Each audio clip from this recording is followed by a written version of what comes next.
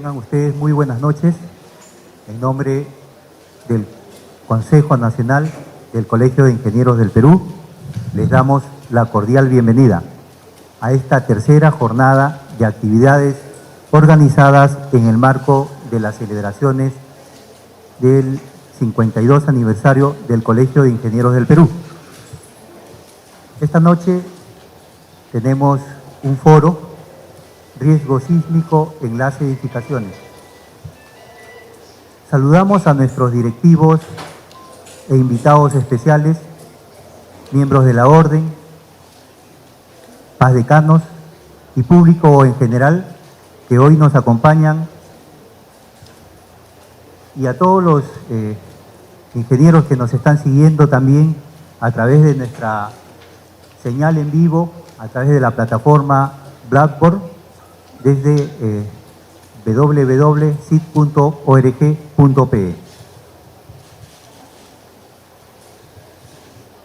Antes de dar inicio a nuestras actividades, presentaré a nuestros invitados de honor. En la mesa de honor nos acompaña el señor Ministro de Vivienda, economista Milton von Hesse Lacerna, a quien pedimos un fuerte aplauso, por favor.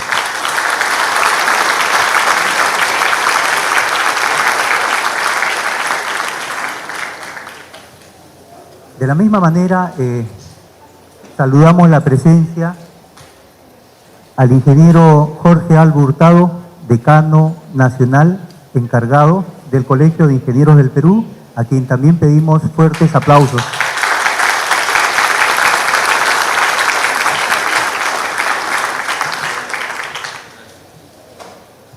Igualmente, a nuestros expositores invitados, la magíster en Ingeniería Lourdes Gómez Bolívar, un aplauso por favor.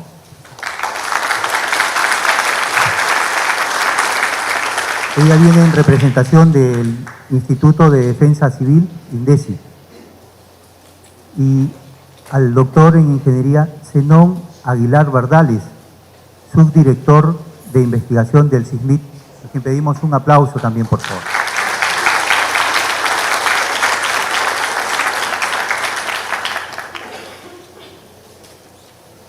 En la mesa de panelistas nos acompañan hoy el ingeniero Antonio Blanco Blasco, es decano del Consejo Nacional del Colegio de Ingenieros del Perú.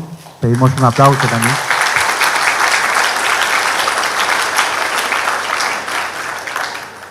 Tenemos dos invitados más que nos acompañarán en la mesa de panelistas. Es el ingeniero Julio Rivera Feijó, también pazdecano, y el ingeniero Javier Piqué del Pozo. Pedimos un aplauso también para ellos.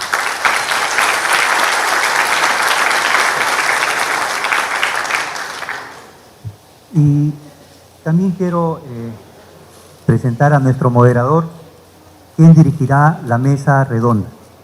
Es el magíster ingeniero Fernando Lazares La Rosa, viene en representación del CISMIT de la Facultad de Ingeniería Civil de la UNI. Pedimos un aplauso también para el ingeniero.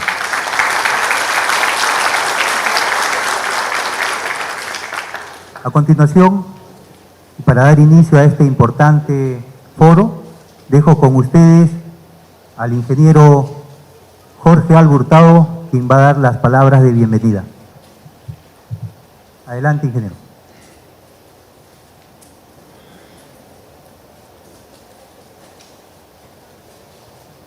Buenas noches, señor Ministro de Vivienda, Construcción y Saneamiento, Milton von Hesse Lacerna, distinguidos directivos del Consejo Nacional y de los consejos departamentales aquí presentes, distinguidos asistentes presenciales y aquellos que nos están siguiendo a través del modo virtual. Quisiera darles la bienvenida a este evento que nos honran con su presencia. El día de hoy, la primera conferencia la va a dictar el señor ministro Milton von Hesse y se titula desafíos e intervenciones en el sector vivienda, riesgo sísmico en las edificaciones.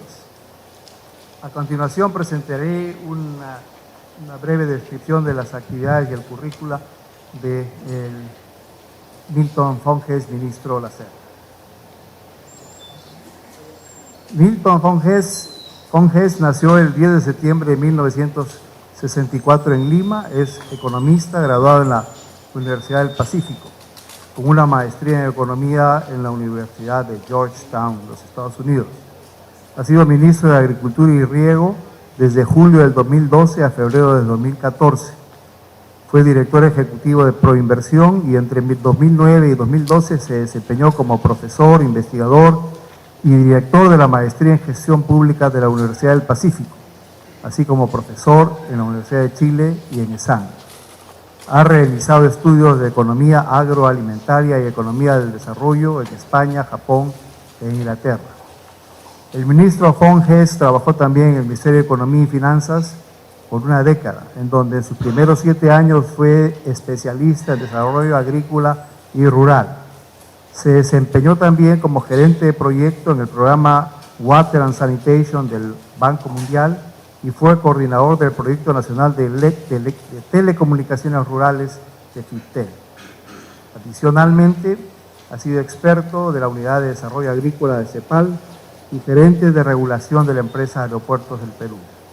Fonges cuenta con experiencia como consultor en diversos organismos internacionales, tales como el Banco Mundial, el BID, FIDA, FAO, GTZ, CEPAL, JICA, PNUD, CAN, entre otros, y es autor de varias publicaciones sobre desarrollo agrícola y rural.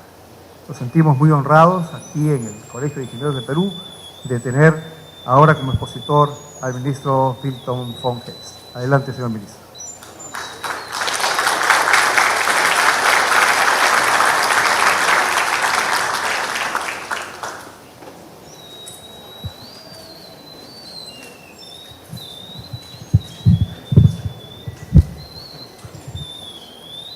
Hola, muy buenas noches a todos.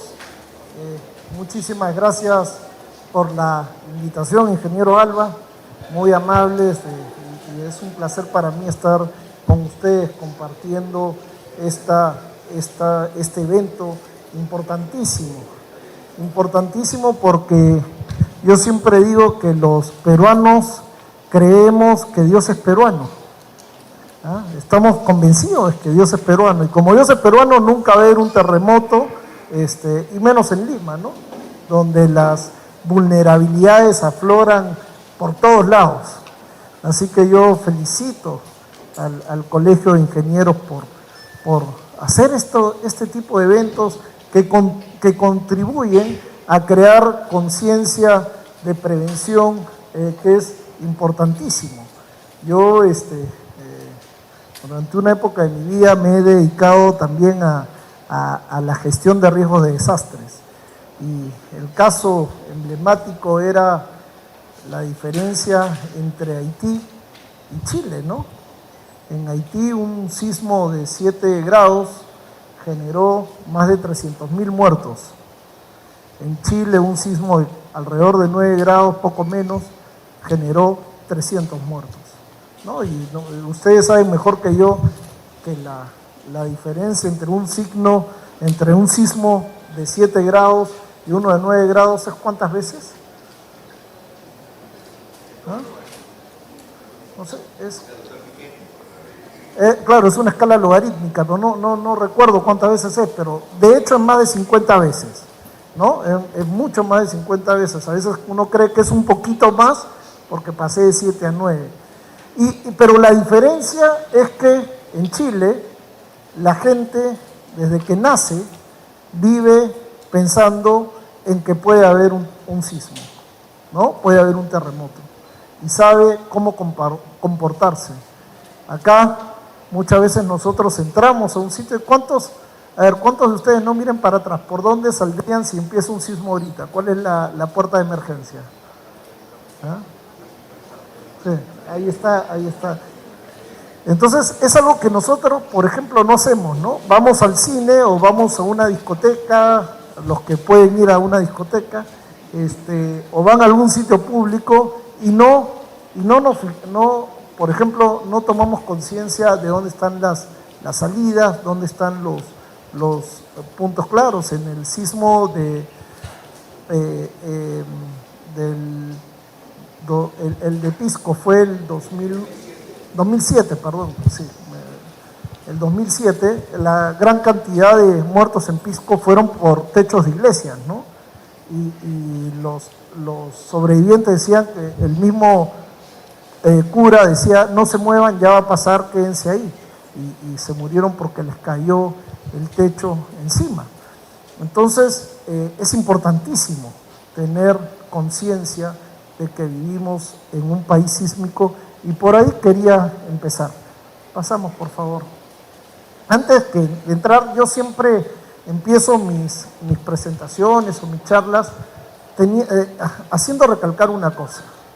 Uno hace política sectorial, política económica, pensando en la gente. Uno no debe perder de vista eso. Muchas veces cuando uno está en la gestión pública, lamentablemente no todo el mundo tiene claro eso.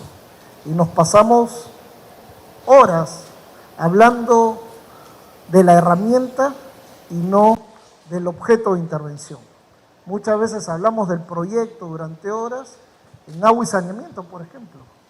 Es claramente todo el mundo piensa en el proyecto. Si al final el proyecto funciona o no, ese es otro problema. Pero nos centramos principalmente en el proyecto. Y es bueno recordar que en realidad el proyecto no sirve de nada si es que cuando después de invertir el ciudadano abre el caño y no sale agua. Nosotros tenemos que pensar más bien en el servicio. ¿Ah? El proyecto es simplemente una herramienta. Esto lo digo porque a lo largo de todo lo que vamos a decir, estamos pensando en eso. Y si no queda claro, ustedes háganmelo notar, porque es una obligación de alguien que hace gestión pública en nunca perder de vista que el objetivo de todas sus intervenciones es la gente. Pasamos, por favor. Pasamos, por favor. Simplemente lo que quería mencionar era que el Perú es un país con alto riesgo sísmico, como ustedes saben, está claramente en el cinturón de fuego del Pacífico, concentra muchísima actividad sísmica, el choque de placas, en el sur también eso se junta con la actividad volcánica, etcétera, y no se los tengo que contar a ustedes porque ustedes ya lo saben, somos un país que está condenado a enfrentar sismos todos los días.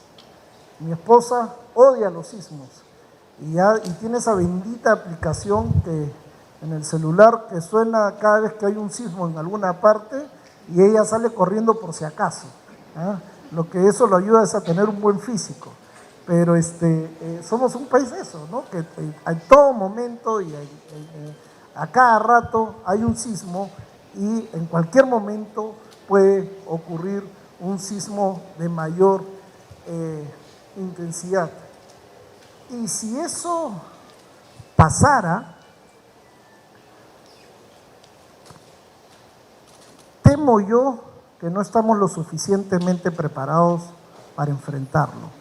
Si bien uno en los rankings de países que están preparados para enfrentar el sismo, Perú hace 5 o 6 años en Latinoamérica estaba en los últimos lugares y ahora estamos en los primeros lugares, porque hemos hecho como país una serie de modificaciones de las que no se reportan en los diarios, pero que han sido muy importantes. El Perú tiene una cobertura financiera, ha contratado varias líneas de financiamiento que pueden enfrentar emergencias, hemos sido pioneros en el mundo y el caso peruano ha sido utilizado como un ejemplo de cómo introducir la gestión de riesgo de desastres en la gestión pública a partir del Sistema Nacional de Inversión Pública. De hecho, los casos que han desarrollado la metodología hoy día estandarizada en muchos países del mundo ha sido desarrollada por nosotros, acá en el Perú.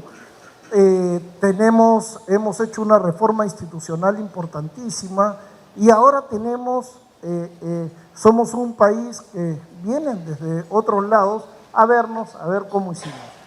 Pero todo eso tiene poco sentido cuando la gente todavía no ha internalizado en la cabeza esta frase con la que yo iniciaba, ¿no? Que lamentablemente Dios no es peruano y por lo tanto sí puede haber un sismo de gran magnitud y si todavía este sismo se da en Lima podría generar muchísimo daño, ¿no? ¿Cuáles son los factores que contribuyen fuertemente a la vulnerabilidad, sobre todo pensando en el sector vivienda?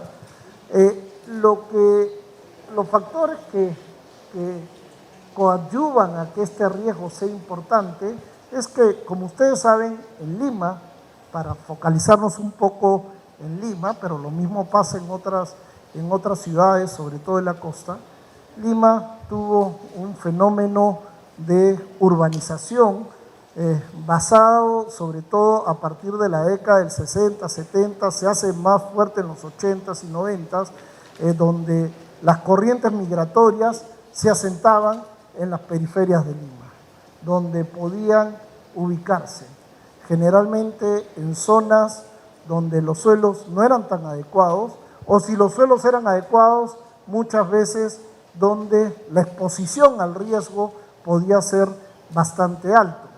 Esas familias que se asentaron en esos suelos que eran suelos no necesariamente aptos, sea por la calidad del suelo o por la ubicación, también empezaron a edificar sus viviendas a partir de métodos autoconstructivos, ¿no?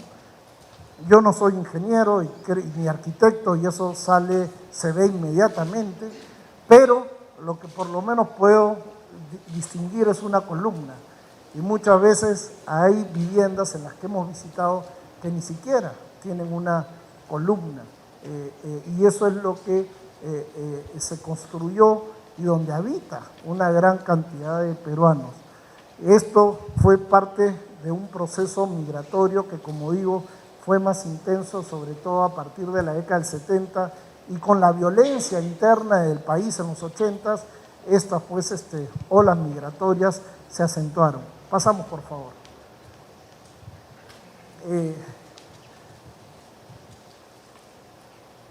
¿Cómo son las viviendas en el Perú?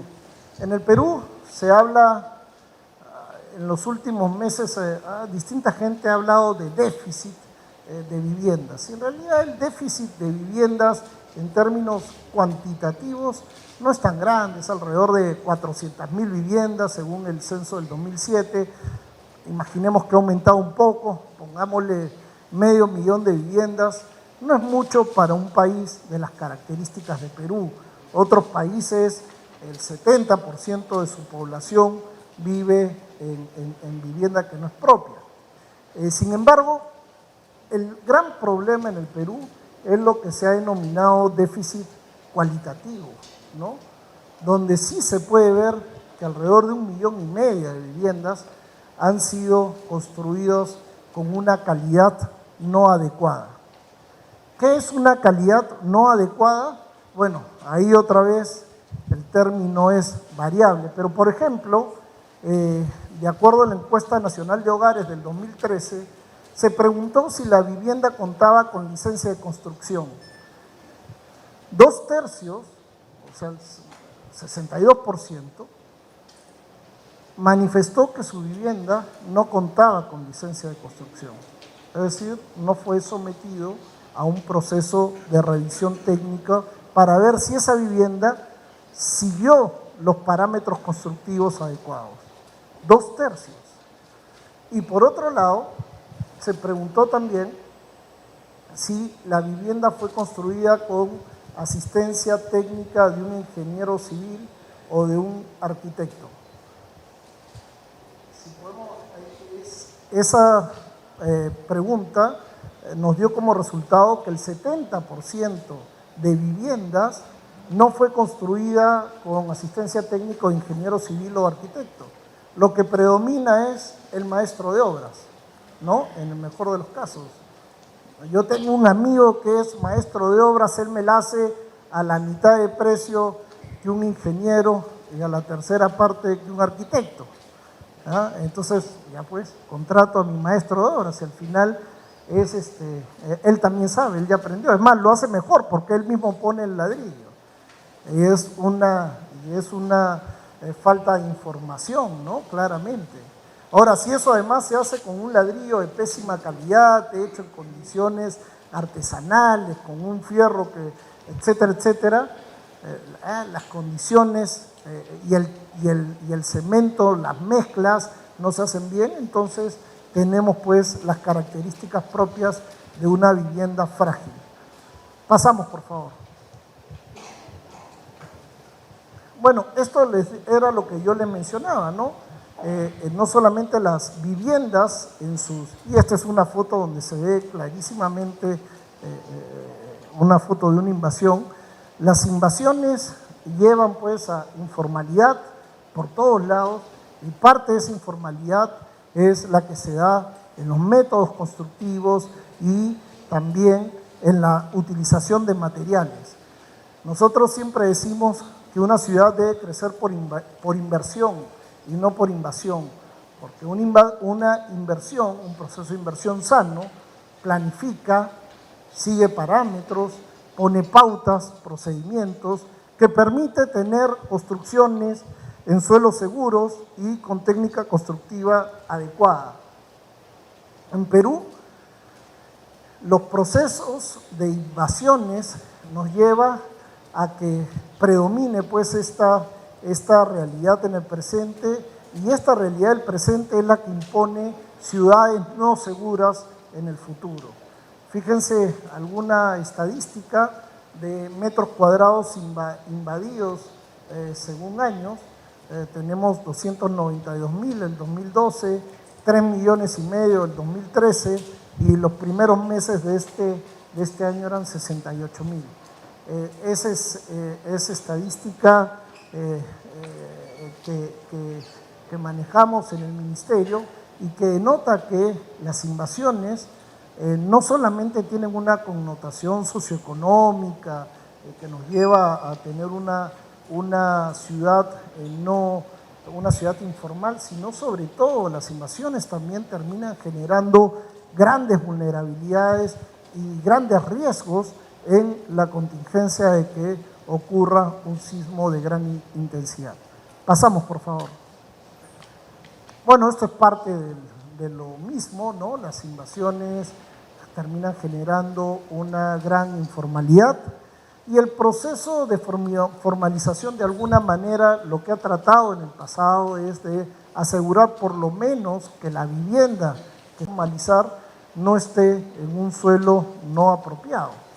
Claro, ahí el problema es otro, ¿no? ¿Cuántos de nosotros recordamos que cuando COFOPRI no titulaba a un asentamiento humano que se había construido acá en el sur de Lima, el antiguo basural que había ahí, hay toda una urbanización, la población era la primera que cerraba la carretera exigiendo titulación, ¿no? Y en algún momento se les tituló, cosa que además a veces el título no es un certificado además de seguridad en el lote, será de seguridad jurídica, pero de seguridad física de ninguna manera. Pero lo que quiero decir es que la formalización debería también incluir el componente de seguridad como concepto inherente al proceso de formalización. Pasamos, por favor. Entonces, ¿qué estrategia hemos seguido, estamos siguiendo en el Ministerio de Vivienda, Construcción y Saneamiento para tratar de disminuir el riesgo de desastres como consecuencias de sismos?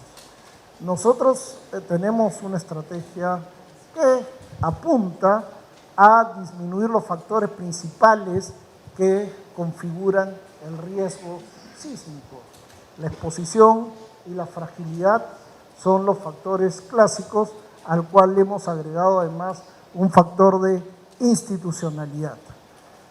Cuando hablamos de exposición, lo que decimos es que una vivienda no puede construirse en una zona que está expuesta a peligros o amenazas, y una vivienda tampoco puede construirse sobre un suelo que no tiene las condiciones. Hace unos años me tocó ir a hacer un trabajo de campo en Ica para ver cómo la expansión urbana seguía o no seguía ciertas pautas de razonabilidad, de razonabilidad en función al manejo del riesgo en el territorio. Recuerdo que ubicamos al lugar que nosotros considerábamos más vulnerable porque era la quebrada Kansas. Yo no sé si alguno de ustedes sabe cuál es la quebrada Kansas. Es cuando vino el último niño en el cual por la quebrada Kansas bajó un tremendo huaico que después interrumpió el río se salió, inundó toda la ciudad y generó un daño terrible. Bueno, fuimos a ver cómo estaba la situación en el cauce de esta quebrada, y resulta que ya teníamos urbanizaciones populares en el mismo cauce. Y muchas veces la autoridad contribuye a incrementar los riesgos, porque se había construido un dique en el mismo cauce de la quebrada, pero un dique que era de este tamaño, y que cuando uno veía, no hay que ser ingeniero ni un especialista para ver que el tamaño de las piedras que en el pasado había traído esa quebrada eran de tal volumen y tal magnitud que ese dique no le iba a hacer cosquillas. Además había uno. Cuando uno iba donde la gente y le preguntaba cuál era su percepción de riesgo, decían que no había riesgo porque ya estaban protegidos por un dique que de ninguna manera iba a aguantar la furia de la naturaleza en el caso de un niño. Y la autoridad ya hacía programas de pistas, veredas, etcétera, dando esa sensación de seguridad, ¿no?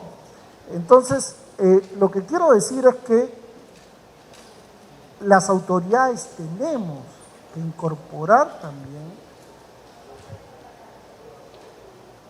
el criterio de exposición al riesgo cuando estamos haciendo desarrollo sectorial y planificación urbana.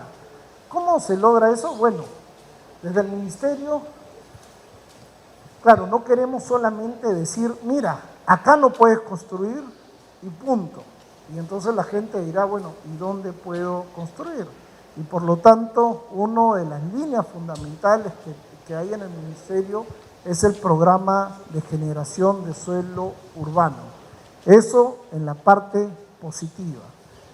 En la parte de identificar cuáles son las zonas de mayor peligro, lo que hemos venido haciendo en el último tiempo son estos estudios territoriales de microzonificación sísmica, vulnerabilidad y riesgo sísmico, que lo que trata es de identificar aquellas zonas que no son aptas para la construcción, para, uno, evitar que se siga construyendo ahí, y dos, ver qué estrategia tenemos para reforzar las casas que ahí se construyan o se hayan construido.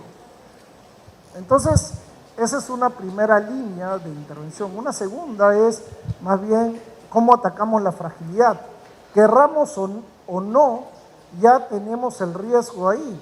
Ya la gente invadió, ya construyó sobre suelos no aptos, ya utilizó técnicas constructivas inadecuadas, ya usó materiales de mala calidad.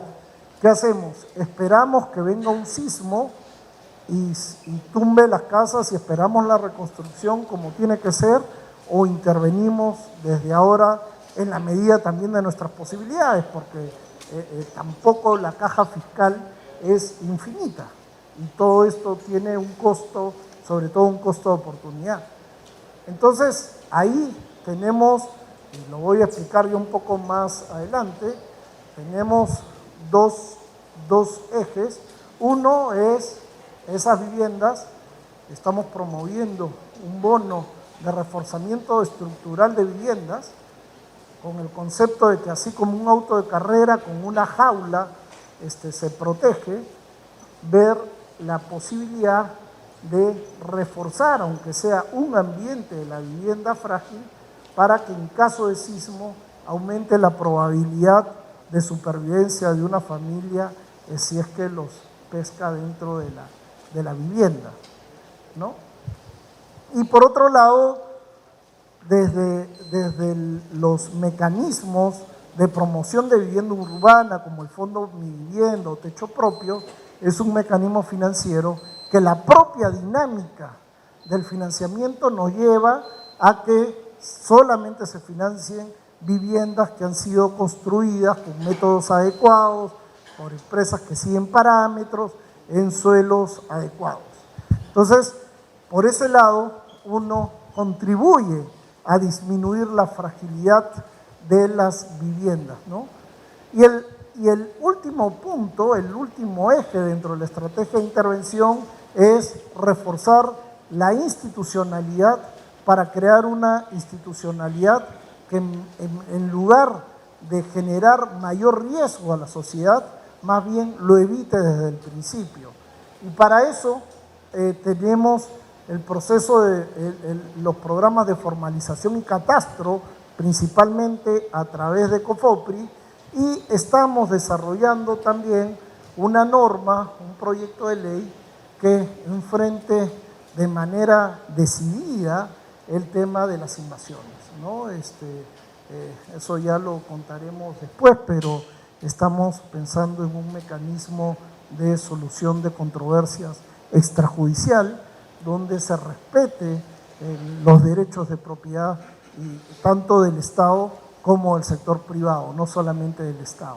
Y eso ya tenemos una primera versión que la tenemos que terminar de socializar dentro del Ejecutivo y después la pondremos a disposición para la discusión de la opinión pública. Pero lo que quiero decir es que en las últimas décadas no hemos enfrentado de manera seria el tema de las invasiones. Y lo que hacemos de tanto en tanto es prorrogar la fecha límite de formalizaciones de las invasiones y creemos que ahora sí es la última vez. Y el otro día contaba que desde 1960 en adelante lo hemos prorrogado como 8 veces. Y entonces, con lo cual la gente sabe que esta no es la última vez, sino la penúltima, porque siempre va a venir una última vez. Y eso es algo que tenemos que cambiar de manera decidida. Pasamos, por favor. Bueno, en el programa de suelo urbano, para los que lo conocen, este programa tiene estos objetivos, ¿no? Promover acciones de recuperación y transformación urbana y desarrollo de proyectos de producción de nuevo suelo urbano. Es lo que les decía, tenemos que aumentar la oferta de suelo. Sobre todo en Lima es más escaso, es más difícil, pero todavía en el interior del país hay mucho más espacio para poder desarrollar proyectos de viviendas adecuados. Este programa de generación de suelo urbano también busca urbanizar terrenos de propiedad del Estado con aptitud urbana para el desarrollo de proyectos de vivienda social. En el ámbito de nuestro sector de vivienda de construcción, tenemos terreno de propiedad del Estado, donde el Estado no tiene capacidad de cuidarlos muchas veces y mucho de ello está invadido total o parcialmente. Otros no, otros la gente todavía no se ha dado cuenta. Pero entonces lo que estamos preparando es un programa agresivo de poner a disposición del sector privado estos terrenos para una urbanización, si es que fuera posible en términos técnicos, ¿no?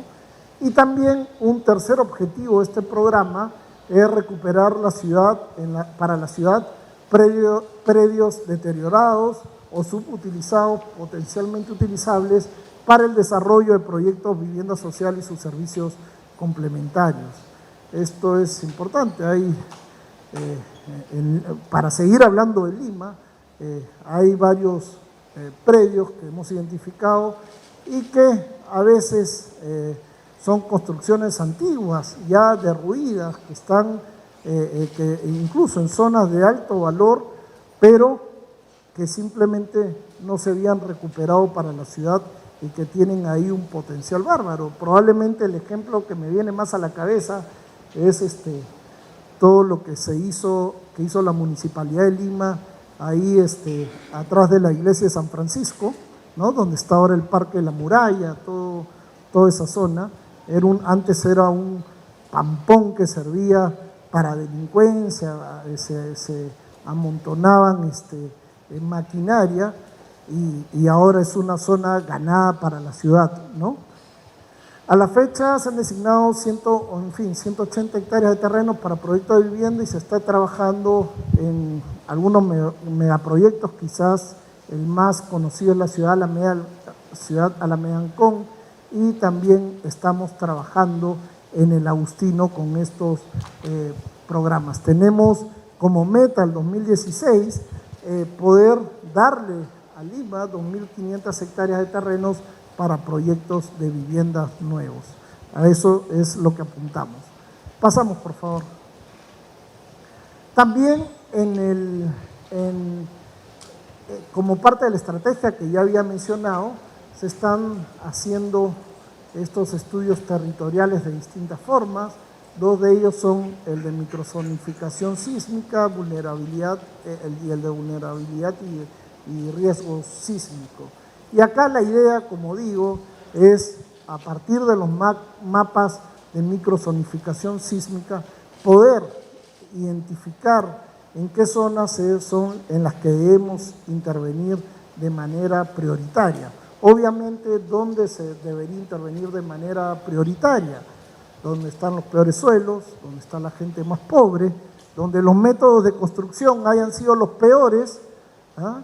Ahí es donde deberíamos intervenir de manera prioritaria, y para eso es lo que nos está sirviendo todo este ejercicio, que sé que después se los van a exponer de una manera más detallada.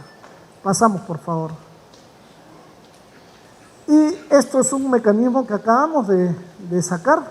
Esto salió hace alrededor de un mes en un crédito suplementario en la ley de gestión de riesgos que salió hace poquito en el Congreso, y hemos logrado poder sacar en esta ley la autorización para ejecutar 100 millones de soles este año en bonos de reforzamiento de viviendas que nos permitan empezar ya a intervenir en las zonas de mayor riesgo sísmico para las familias.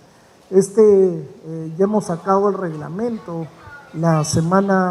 este fin de semana que pasó, ya está publicado, y lo que vamos a hacer en los próximos días es ya terminar toda la fase operativa, porque queremos hacia fin de año poder llegar bueno, tenemos que ejecutar estos 100 millones y ojalá que eso nos alcance. Los estudios preliminares nos dicen que podríamos llegar alrededor de 8.000 viviendas reforzadas este año, pero todavía estamos en los cálculos sumando y restando y viendo las distintas posibilidades técnicas que hay. Este es un programa que, de salir como esperamos, debería ampliarse de manera sustantiva el próximo año, como digo, para enfrentar desde hoy el tema de la vulnerabilidad de las viviendas en las zonas más deprimidas y de mayor riesgo sísmico. Pasamos, por favor. Y en fin, bueno, el tema de financiamiento, como les decía, los mecanismos financieros que se manejan desde el Fondo Mi Vivienda cada vez se van ampliando más. Hoy día incluso el bono familiar habitacional, que antes era solamente para poder acceder a una vivienda nueva. Hoy día puedo comprar un lote, puedo hacer ampliaciones, puedo hacer mejoramientos de mi vivienda, en fin, hay una cantidad de un abanico de posibilidades que desde el punto de vista de la gestión del riesgo, lo que nos permite estos mecanismos financieros es asegurar que alguien antes de darte el crédito va a chequear de qué estamos hablando y por lo menos eso va a ayudar de manera decidida que no se generen riesgos potenciales a futuro, ¿no? O por lo menos estos estén mucho más acotados que si fuera la alternativa de la autoconstrucción, ¿no? En fin, ahí hay distintas modalidades como techo propio, el nuevo crédito a mi vivienda, mi construcción, mi casa más, todos son herramientas financieras que uno puede encontrar en el Fondo Mi Vivienda. Pasamos, por favor. Y en titulación y catastro, nosotros tenemos ya más de 200.000 títulos emitidos, registrados en lo que va este gobierno y más de 500.000 de unidades catastradas levantadas. La idea acá es que el proceso de formalización el título tiene que ser también un certificado de seguridad. Yo no debería titular en un suelo que no es apto. Estamos siendo bastante escrupulosos con eso y no hacernos los locos, porque como digo, en la medida en que yo vea un título de propiedad, debería ser reflejo de que este predio es un predio en el que yo puedo edificar mi vivienda, ¿no? Porque estamos hablando además de predios urbanos. Y ese es el enfoque que le hemos dado, ¿no? Pasamos, por favor. Entonces, y el sexto punto en defensa de la propiedad predial que les mencionaba, que había que atacarlas si es que no queremos seguir replicando el patrón de cada invasión en una zona, es casi sinónimo de generar más riesgos en el país. Y por lo tanto, lo que estamos planteando en ese proyecto de ley que les mencioné era recuperación extrajudicial de la propiedad predial estatal, adquisición de terrenos por sus ocupantes y transferencia de terrenos, también hacer extensiva la protección a la propiedad privada y otras disposiciones con fines de vivienda, y algo que se ha discutido, seguramente muchos de ustedes saben, ¿no? Hace 20 años venimos discutiendo si el registro público debe tener la característica de ser constitutivo de la propiedad. Y los abogados se han venido peleando, ¿no? Que la tradición del derecho romano y que el anglosajón y no sé cuántos, pero finalmente no hemos tomado como país una decisión y nosotros queremos plantear ya la decisión en serio y de forma que la propiedad tenga que pasar necesariamente por el registro público para acreditarse como tal.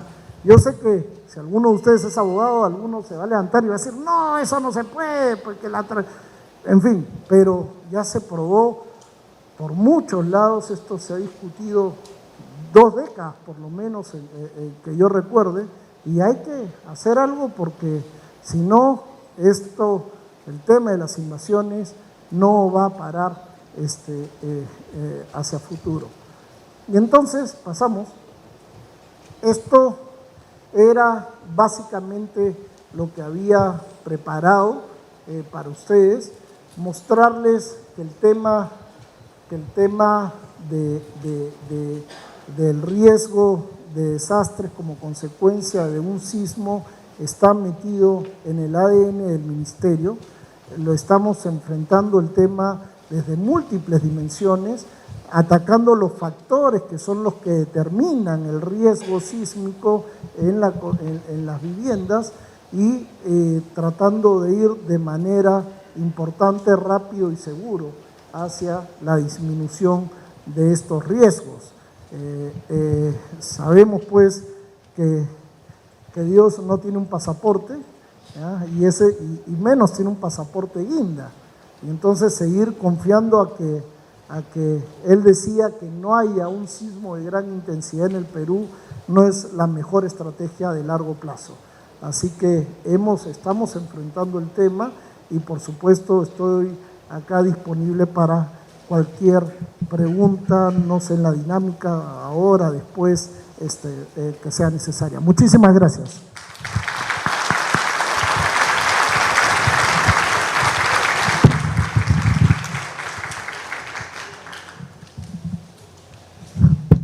Invitamos al doctor Alba para que le entregue el diploma de reconocimiento por tal notable exposición a nuestro expositor, el señor ministro Milton von Hess.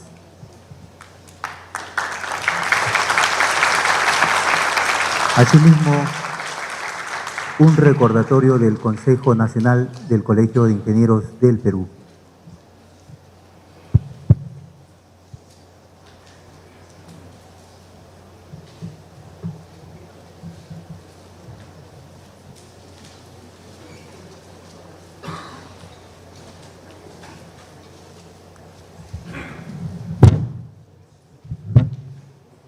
Continuando con la programación del foro Riesgo Sísmico en las edificaciones,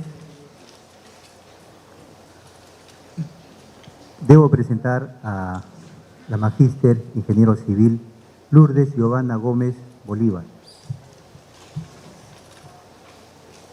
Es profesional con formación en la especialidad de Ingeniería Civil, con una experiencia de más de 11 años en INDECI, en la gestión de riesgos de desastres, en los procesos de gestión prospectiva, correctiva y reactiva, con experiencia en la docencia en programas de educación superior y en el contexto de la gestión de riesgos de desastres, con formación de posgrado en gestión de los recursos y las organizaciones, con trabajos de investigación e implementación de nuevos diseños y o modelos de gestión con inserción de recursos tecnológicos e innovación con enfoque a la gestión de riesgos de desastres ocasionados por fenómenos de origen natural e inducidos por la actividad del ser humano.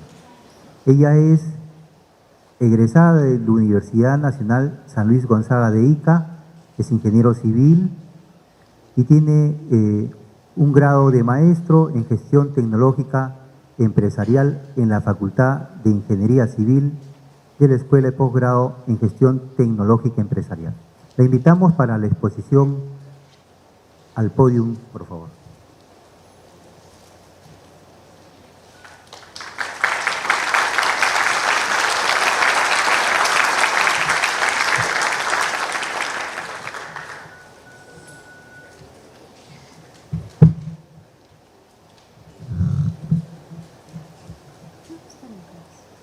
Buenas noches con todos, damas y caballeros. Reciban el cordial saludo del general Alfredo Murguete Espinosa, jefe del Instituto Nacional de Defensa Civil, quien en este momento no ha podido estar con nosotros, aun cuando haya deseado por cumplimiento de labores institucionales. Quien les habla de formación ingeniero civil está a cargo como responsable de la Subdirección de Información sobre Escenarios de Riesgos en la Dirección de Preparación del INDECI.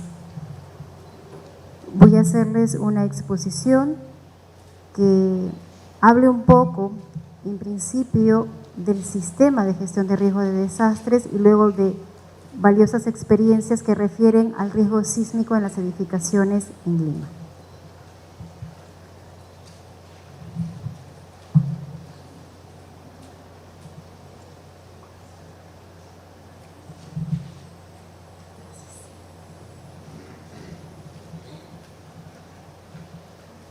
Bien, en principio me gustaría aprovechar esta oportunidad para hacer una breve introducción al sistema de gestión de riesgo de desastres porque es una normativa que tenemos hace pocos años y estamos en un proceso de ingresar a este contexto de una manera sólida.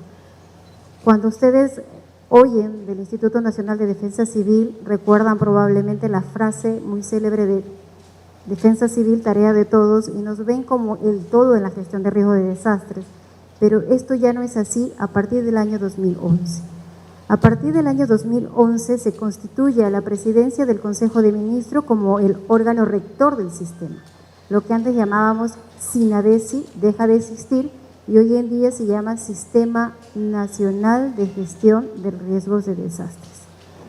La rectoría la cumple la presidencia del Consejo de Ministros y tiene una secretaría técnica, una secretaría de gestión de riesgos de desastres que tiene a su vez dos instituciones públicas que ven los procesos de la gestión de riesgos de desastres.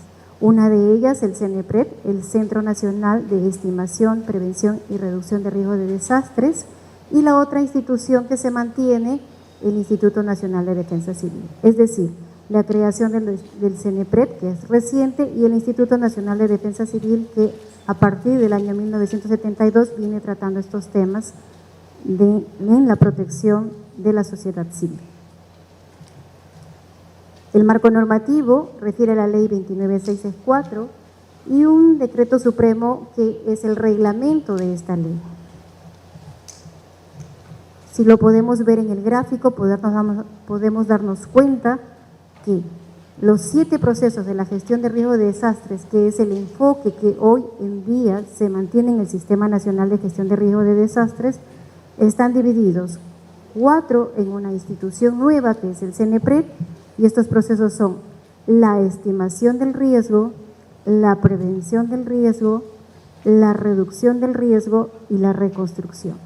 Y el Instituto Nacional de Defensa Civil tiene por tarea el proceso de la preparación, la respuesta y la rehabilitación.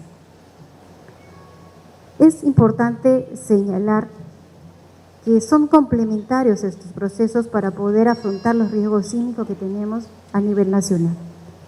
En la estimación del riesgo refiere a identificar los peligros, reconocer las vulnerabilidades, analizarlas y poder estimar los niveles de riesgo que existen en cada una de las jurisdicciones.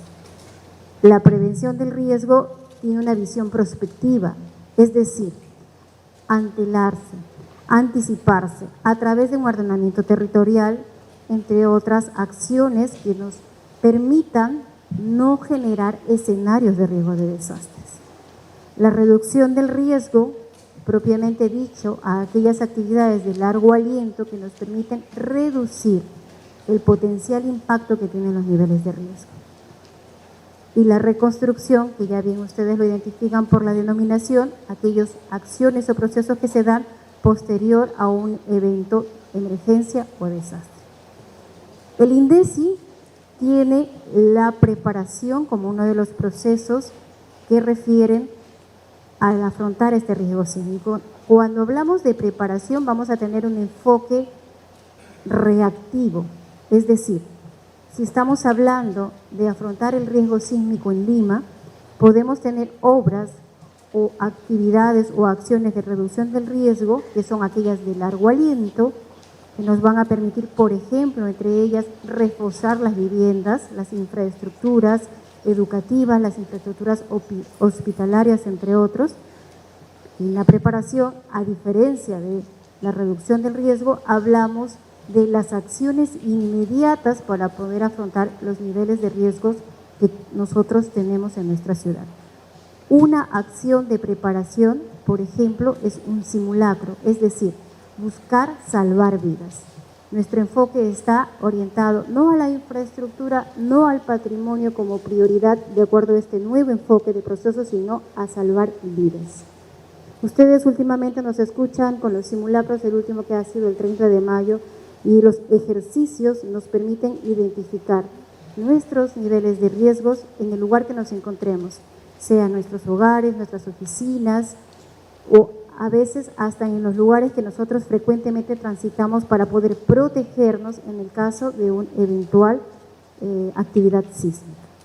En la preparación también está lo que es dentro del hogar hacer la planificación para poder afrontar estos riesgos sísmicos. Es decir, tenemos un plan de emergencias, un plan de seguridad dentro de nuestro centro de labores, dentro de nuestras oficinas, pero también tenemos que tener uno en el contexto familiar, porque luego se va a engarzar esa actividad de evacuación de tu centro de labores, vas a tener que dirigirte a tus hogares, a sus hogares en caso de un evento de considerable magnitud.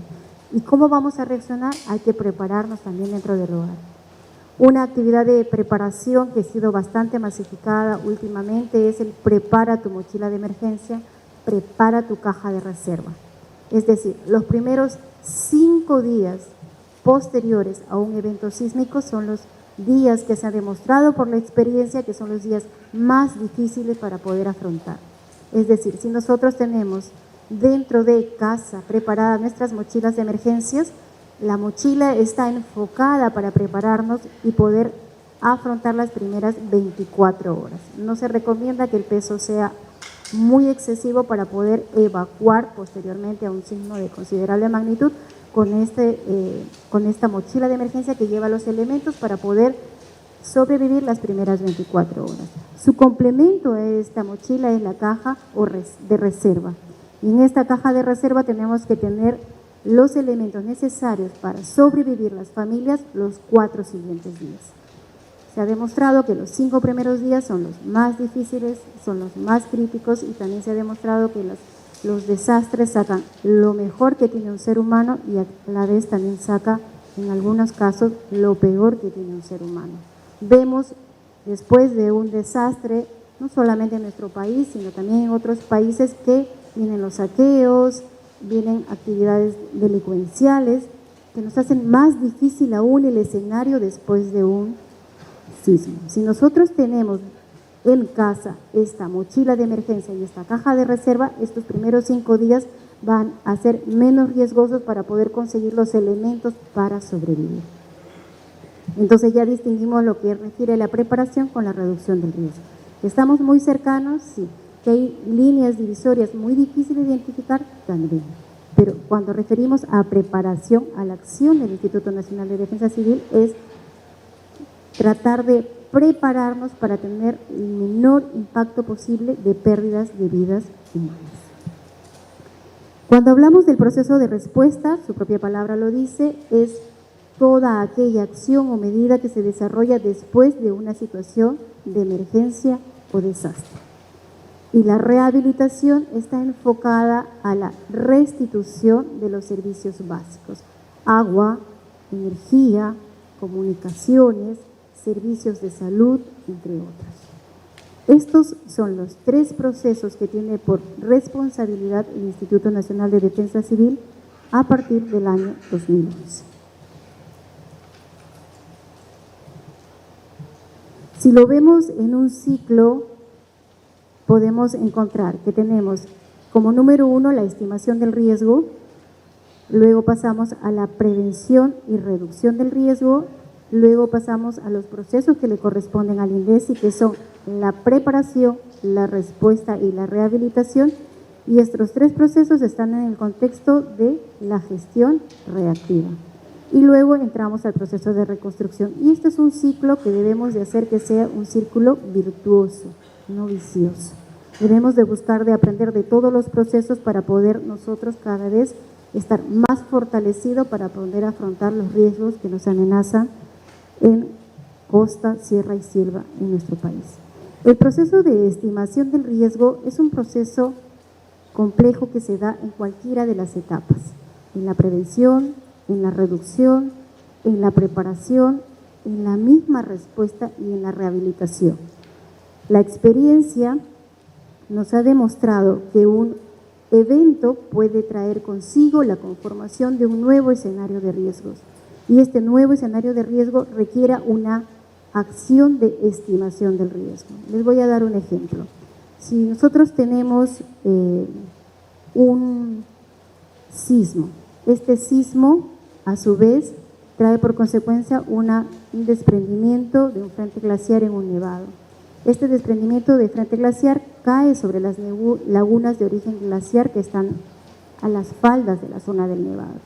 Estas lagunas, eso ya es un caso real, esta laguna con la cantidad de volumen de agua que se ha incrementado en esas últimas horas, puede romperse sus paredes, como ya se ha dado el caso en Cusco en el año 2010, rompe las paredes de las lagunas y esto trae por consecuencia un aluvión o huaico que le conocemos nosotros en Perú en vocablo quechua. Este escenario que se ha desatado puede generar nuevos escenarios de riesgos, nuevos desbordes de lagunas de origen glaciar y requiere una estimación del riesgo en el mismo proceso de la atención de una emergencia o un desastre. Como podemos darnos cuenta, este proceso de estimación del riesgo se puede dar en cualquiera de los momentos o ciclos que tiene el desarrollo de un evento adverso. Quienes son del Cusco o conocen Cusco, este escenario se dio en el Nevado Chicón y justamente se desencadenó por un evento sísmico, que no fue representativo, pero no obstante, por los efectos del cambio climático y las fisuras que se han generado en ese nevado, dio lugar a un desprendimiento del frente glaciar. Bien, cuando hablamos de la gestión reactiva, para entrar en el contexto de la labor que desarrolla la institución a la cual pertenezco, estamos hablando de todas actividades que están orientadas a procurar una óptima respuesta, a buscar que sea esta una respuesta óptima y eficiente. A su vez, toda actividad que está orientada para una rehabilitación de la misma manera, con eficiencia y de una manera óptima. Los subprocesos de la preparación, que es el enfoque que nosotros queremos darle para poder afrontar el riesgo sísmico, no orientarnos al reparar aquellas cosas como prioridad, sino darle prioridad a salvar las vidas humanas. Nos estamos refiriendo a lo que refiere la información, es decir, sistematizar toda aquella información valiosa que refiera al escenario de riesgo. Otro de los subprocesos importantes de la preparación es el planeamiento, es decir, una vez que yo conozco el escenario por toda esa cantidad de información que yo tengo disponible, procedo a hacer la planificación de las acciones de gestión del riesgo, en este caso del proceso de la gestión reactiva. Luego también es importante para nosotros como subproceso el desarrollo de las capacidades para la respuesta. Cuando hablamos de desarrollos de capacidades, son en todo su contexto. Desarrollo de capacidades humanas, es decir, el entrenamiento, la capacitación para nosotros poder estar preparados para poder responder, el fortalecimiento de capacidades tecnológicas para poder afrontar un momento de emergencia y desastres, el desarrollo de las capacidades técnicas, es decir, tener los equipos idóneos con los profesionales que corresponde dependiendo del contexto de los riesgos que nos involucre el área o jurisdicción en la cual nosotros estamos inmersos, entre otras. Una de las grandes preocupaciones del Instituto Nacional de Defensa Civil es el desarrollo de las capacidades de investigación, porque la investigación es el punto de partida para que nosotros podamos entender por qué nos suceden aquellas situaciones o escenarios o por qué se construyen aquellos escenarios y aquellas vulnerabilidades que se reconstruyen y poder abordarlas y poder reducir esta generación de nuevos escenarios de riesgos. Otro de los subprocesos importantes es la gestión de los recursos para la respuesta, es decir, proveernos de todos aquellos elementos que requerimos para dar una óptima respuesta. Y de aquellos que no podemos proveernos en cantidades, como por ejemplo, si estamos hablando de un escenario sísmico próximo en Lima de un 8.5 grados de magnitud, es imposible que haya un almacén a nivel nacional que contenga la cantidad necesaria para poder dar atención con los bienes de ayuda humanitaria. No obstante, no es imposible que podamos tener ya identificados aquellos países o aquellos lugares donde yo me pueda proveer de esos bienes de ayuda humanitaria para que en el momento de un desastre yo pueda activar toda esa información que ya yo tengo como previamente conocida y obtener los recursos de una manera con celeridad. Otro de los subprocesos importantes es el monitoreo y la alerta temprana. que para el caso de sismos es complejo. Aún no tenemos nosotros capacidades conocidas para poder detectar esto. Algunos países tienen sistemas de alerta temprana que refieren solamente a segundos para poder identificar por las ondas sísmicas de que se nos viene un sismo, pero esos pequeños segundos sirve para protegerse la vida.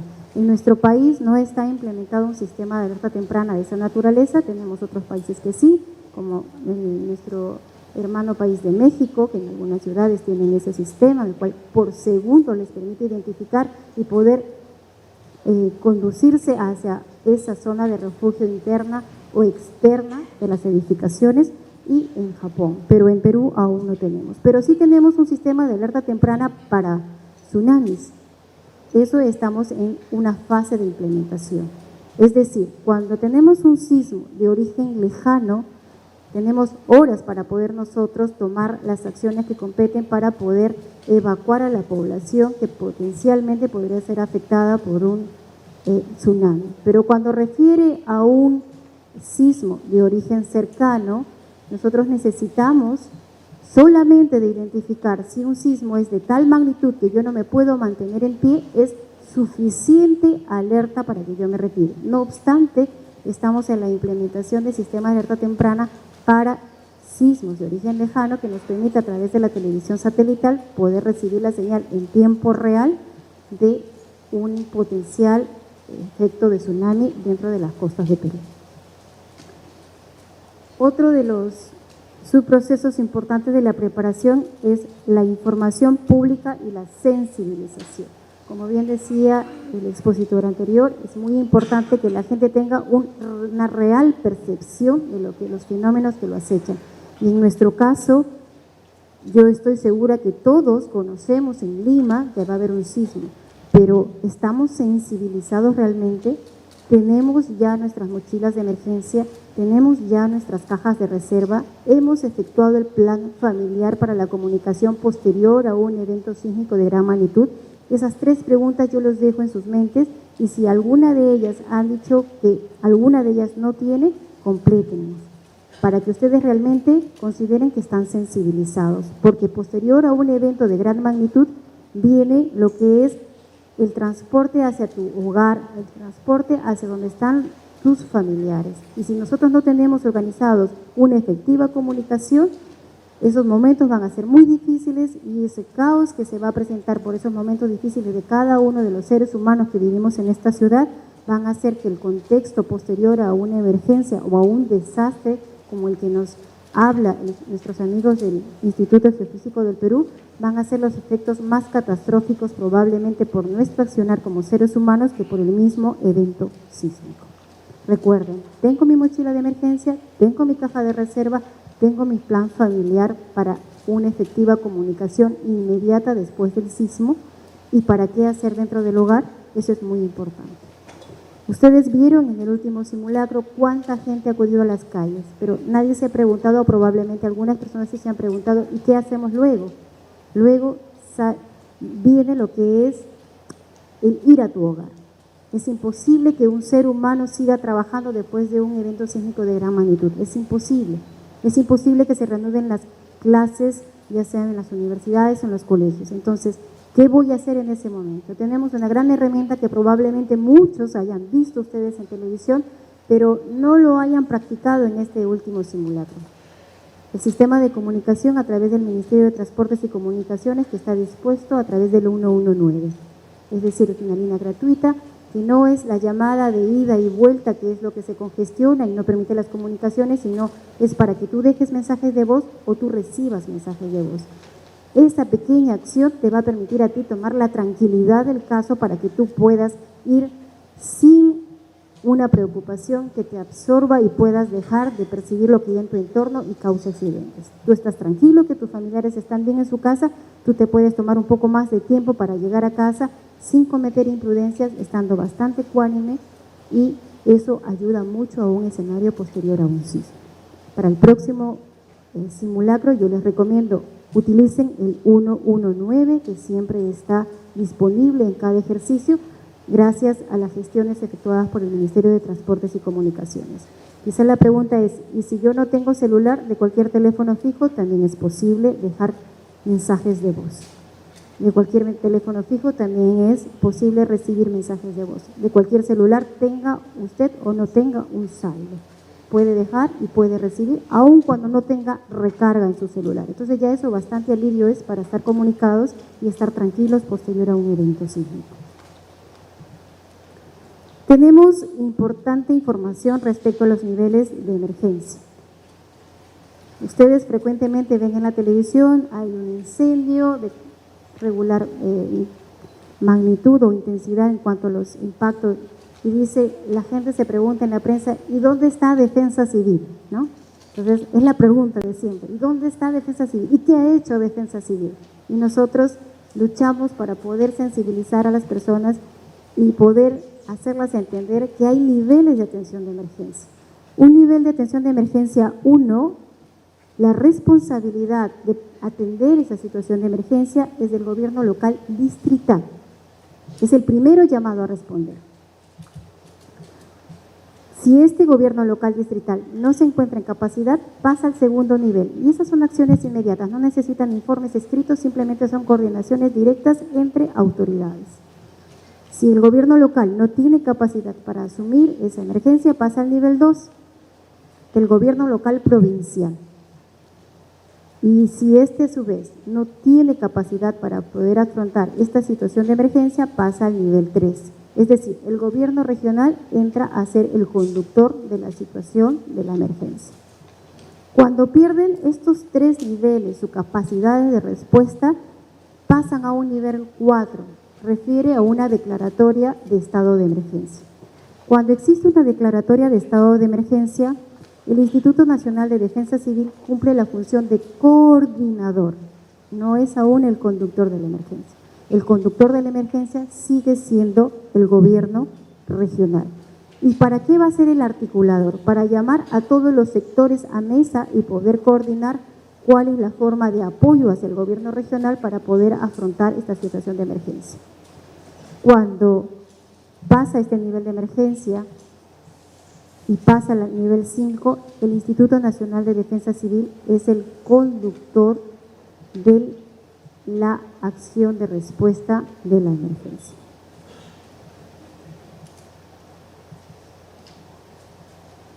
Tengo 2 experiencias muy breves que quiero poder mostrarles. Uno, lo que refiere al diseño de escenarios sobre un impacto de un sismo de gran magnitud en Lima. Esto está disponible en la página web.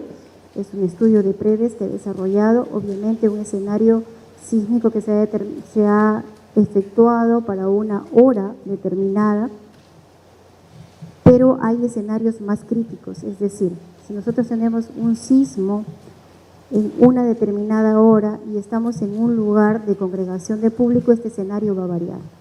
Por ejemplo, si estamos nosotros en el Mercado Central, si estamos en La Parada, estamos en sitios donde congregan gran cantidad de aglomeración de personas, o si estamos en un concierto.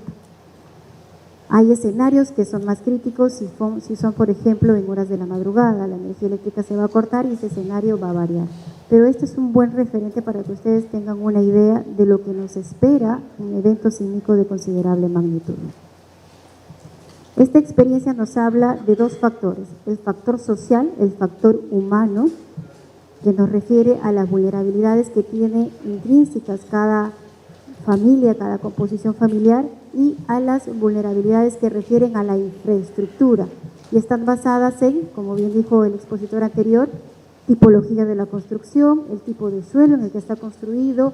También tenemos otras consideraciones, una de ellas importantes es el tiempo de años o la antigüedad de la edificación, y el cambio de uso en nuestra sociedad también es otro de los factores, es decir, casonas antiguas que están dispuestas en el centro histórico de Lima, que son de adobe, han sido modificadas y han sido cambiadas de uso como grandes almacenes.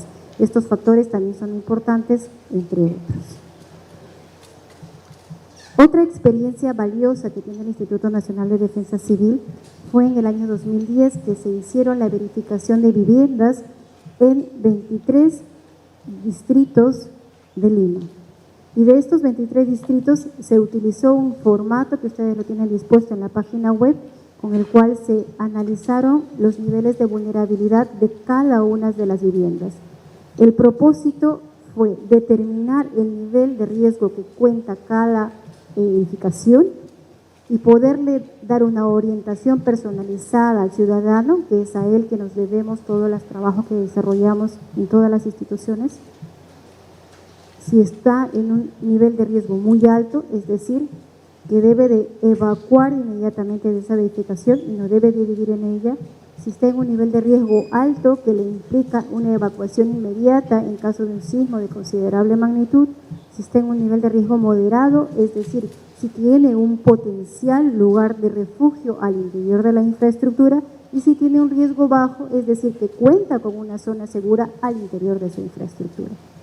Esta valiosa experiencia nos permitió desarrollar un manual para la determinación de esas vulnerabilidades, que está dispuesto para todos ustedes en la página web, y 23 estudios que están desarrollados en 23 distritos entre Cercado de Callao y Lima. Y estos 23 estudios nos indican de la vulnerabilidad de las edificaciones, no solamente por antigüedad, sino por los otros factores que les he expuesto anteriormente. Bien, yo les agradezco su atención y espero haber cumplido con el tiempo previsto. Gracias.